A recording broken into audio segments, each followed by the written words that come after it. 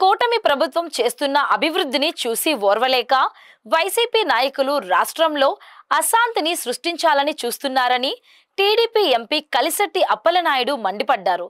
ఎరువుల కొరత లేకపోయినా వైసీపీ పార్టీ నాయకులు రైతులను రెచ్చగొట్టాలని చూస్తున్నారని ఆయన ఆగ్రహం వ్యక్తం చేశారు. జగన్మోహన్ రెడ్డి ఎంత తప్పుడు ప్రచారం చేసినా ప్రజలు నమ్మే స్థితిలో లేరని కలిశెట్టి స్పష్టం చేశారు. స్టీల్ ప్లాంట్ ని అభివృద్ధి చేయాలని కూటమి ప్రభుత్వం చూస్తుందని అన్నారు. స్టీల్ ప్లాంట్ విషయంలో వామపక్షాలు వైసీపీ ట్రాప్ లో పడొద్దని అంటున్నా విజయనగరం ఎంపీ కలిశెట్టి అప్పలనాయుడుతో మా ప్రతినిధి రాము ఫేస్ టు ఫేస్. రాష్ట్రంలో ఎరువులు సమృద్ధిగా ఉన్నా సరే వైసీపీ పార్టీ రాష్ట్రంలో రైతులకు ఎరువులు లేవు, ఇబ్బంది పడుతున్నారంటూ కూడా ప్రచారం చేస్తుంది. ముఖ్యమంత్రి చంద్రబాబు నాయుడు కూడా ఎరువుల విషయంలో ఎక్కడా కూడా ఇబ్బంది పడాల్సిన అవసరం లేదు, వైసీపీ పార్టీ దుష్ప్రచారం చేస్తుందని కూడా ఆయన మండిపడుతున్నారు. అధికారులు కూడా ఎక్కడ కూడా రైతులకు సంబంధించి ఎటువంటి ఇబ్బంది లేకుండా సప్లై చేయాలని ఆయన ప్రకటించారు. కానీ ఎరువులకు సంబంధించి వైసీపీ పార్టీ అయితే మాత్రం ఎక్కడ ఎరువులు దొరకట్లేదు, రైతులు ఇబ్బంది పడుతున్నారు అంటున్నారు. దీనికి సంబంధించి మనతో పాటు మాట్లాడడానికి విజయనగరం ఎంపీ కలిశెట్టి అప్పలనాయుడు ఉన్నారు. సార్, కేంద్రానికి కూడా వెళ్ళి అడిగారు, ఎరువుల విషయంలో ఎక్కడ ఇబ్బంది లేదని చెప్తున్నారు. ఎందుకు ఈ ప్రచారం జరుగుతుంది? అసలు రైతులకు ఎరువులు అందుబాటులో లేవని. జగన్మోహన్ రెడ్డి పార్టీ, జగన్మోహన్ రెడ్డి పేక్ అండి. వారు ఇప్పుడు పేక్తో వెళ్తారు. ఎందుకంటే గతంలో 2014-19 ఎన్డీఏ కూటమి అధికారులు ఉన్నప్పుడు కూడా వాళ్ళ పార్టీ మొత్తం మనం ఇష్ట తిరగేస్తే ఒకసారి వాళ్ళ బాబాయ్ చనిపోయిన తర్వాత చంపేసిన తర్వాత వాళ్ళే చంపారు, చంద్రబాబు నాయుడు గారు చంపారని, తెలుగుదేశం పార్టీ చంపిందని.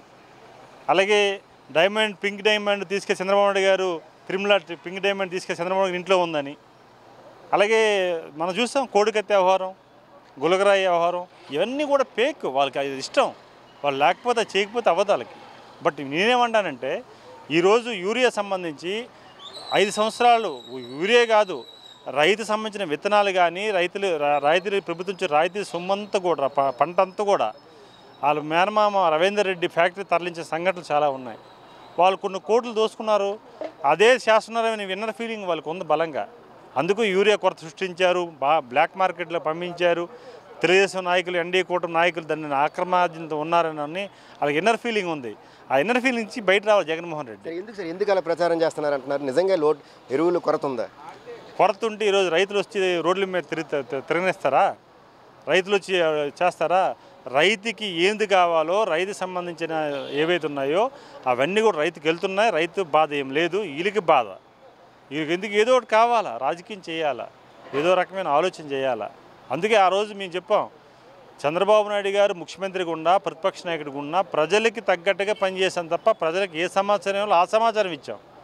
తప్పుడు ప్రసారాలు ఇప్పుడు మేము చేయలే, అవసరం కూడా లేదు. ఎందుకు అవసరం లేదంటే ప్రజలు చాలా తెలివైన వాళ్ళు, ప్రజలు జవాబుదారీగా ఉండాలి.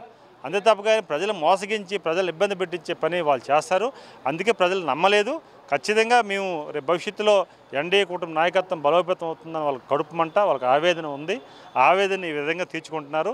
ప్రజలకైతే ఈ కమ్యూనికేషన్ వెళ్దని మీ ద్వారా తెలియజేసుకుంటాం. స్టీల్ ప్లాంట్ గురించి వామపక్షాలు అసలు కూటమి ప్రభుత్వం ఎన్నికలకు ముందు ఒక మాట మాట్లాడింది, ఇప్పుడు ఏమో సాప కింద నీరులా సహకరిస్తుందని కూడా ఆరోపిస్తున్నారు. ఇప్పుడు సిపిఐ రామకృష్ణ గారు కానీ, లేకపోతే వామపక్షాలకు సంబంధించి కానీ, ముఖ్యంగా వైసీపీ కానీ. వైసీపీ ఉచ్చులో పడొద్దని కమ్యూనిస్టు మిత్రులు మేము కోరుకుంటున్నాం. ఎందుకంటే వైసీపీ ఇప్పుడు కూడా తప్పుడు ప్రసారాలతోటి వాళ్ళు కాలక్షేపం చేస్తారు. ఇప్పుడు కూడా ఒక నిజాయితీ ఉండదు, ఒక మాట్లాడినప్పుడు ఒక సిస్టమేటిక్ ఉండదు. చేసిన పని ఒకటి, చెప్పింది ఒకటి, చేసింది ఒకటి చేస్తారు. అందుకే రిక్వెస్ట్ చేస్తున్నాను, గత 5 సంవత్సరాల్లో వైకాపా ప్రభుత్వంలో స్టీల్ ప్లాంట్ పరిరక్షణ ఏ రకంగా జరిగింది, ఎంత మోసం జరిగింది, ఎంత ఇబ్బంది కలిగారో మీకు ప్రత్యక్షంగా మీరున్నారు. అలాగే ఇప్పుడు కూడా ఈ 1 ఇయర్లో ఎన్డీఏ కూటమి చంద్రబాబు నాయుడు గారి నాయకత్వంలో దాని పరిరక్షణ కానీ, దాని పరిపుష్టి కానీ ఏ రకంగా వచ్చిందో మీరు కూడా చూస్తున్నారు. అందుకు ఇది కూడా ఒక సమస్య వచ్చిందంటే వెంటనే పరిష్కారం కాదు, దశల వారీగా జరుగుతుంది. ఈరోజు సమస్య కాదు, అది ఆ లాంగ్ నుంచి ఉన్న సమస్య. దానిని పరిష్కారం తీసుకెళ్తున్నాం. ఖచ్చితంగా నమ్మకం ఉంది. పరిపుష్టి ఊరికనే ఒక ఫ్యాక్టరీని మూసేయాలో ప్రైవేటీకరణ చేస్తే ఆర్థిక పరిపుష్టి ఎందుకు ఇస్తారండి? ఎవరు కదా. అందుకు దానికి ఒక ఆలోచన ఉంది, దాన్ని తగ్గట్టుగా వెళ్తున్నాం. ఖచ్చితంగా చంద్రబాబు నాయుడు గారు 10 సార్లు మా ఎంపీలుగా మమ్మల్ని పంపిస్తున్నారు, వారు వస్తున్నారు, కేంద్ర మంత్రులు, ప్రధానమంత్రి కలుస్తున్నారు, దాన్ని తగ్గట్టుగా దాన్ని ఏర్పాట్లు చేస్తున్నారని మీ ద్వారా తెలియజేసుకుంటారు. గనులు ఇవ్వట్లేదు, గనులు లేక స్టీల్ ప్లాంట్లు ప్రైవేట్ కానీ ఆల్రెడీ ఒక 30 ఏదైతే విభాగాలు ఉన్నాయో వాటిని నెమ్మదిగా ప్రైవేట్ వ్యక్తులు కట్టబెడుతున్నారని వీళ్ళే ఆరోపిస్తున్నారు. వైసీపీతో పాటు మరి వామపక్ష పార్టీలు. చంద్రబాబు నాయుడు గారు ఆయన మోడీకి లొంగిపోయారు అనేది కూడా రామకృష్ణ గారి విమర్శ. చంద్రబాబు నాయుడు గారు మోడీ గారికి లొంగారో లేకపోతే జగన్మోహన్ రెడ్డి వెళ్ళి కాలు మొక్కాడో ప్రజలను చూశారు.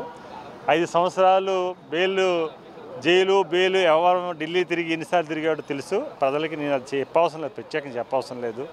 లొంగిపోయిన వ్యక్తి ఎవరు, లొంగు తీసుకోవాల్సిన వాళ్ళు ఎవరు? చంద్రబాబు నాయుడు గారి క్యారెక్టర్ కోసం ఈరోజు యావత్ భారతదేశం, జగన్మోహన్ రెడ్డి మాట్లాడడం కాదు, భారతీయులు అందరూ మాట్లాడుతున్నారు, దేశ విదేశాలు ఉన్న తెలుగువారు మాట్లాడుతున్నారు. ఈరోజు చంద్రబాబు నాయుడు గారు పరపతి ఏంటి, ఆయన స్ట్రెంత్ ఏంటి, ఆయన వ్యవహారం ఏంటి, ఎవరి దగ్గర లొంగిపోవడానికి తల ఉంచుకోవడానికి చంద్రబాబు నాయుడు జగన్మోహన్ రెడ్డి ఇవి కాదు, జగన్మోహన్ రెడ్డి ఆలోచనలు కాదు. అందుకు జగన్మోహన్ రెడ్డి వ్యవహారం, జగన్మోహన్ రెడ్డికి ఆ మాట్లాడడానికి, వాళ్ళు మాట్లాడడానికి ఆ హక్కు హరకత తనకు లేదు. ఎందుకంటే చాలా సందర్భాలు మనం చూసాం. ఈరోజు ఢిల్లీ వెళ్తే గత ముఖ్యమంత్రిగా ఉంటే దేనికి వచ్చా కూడా చెప్పుకోలేని పరిస్థితి.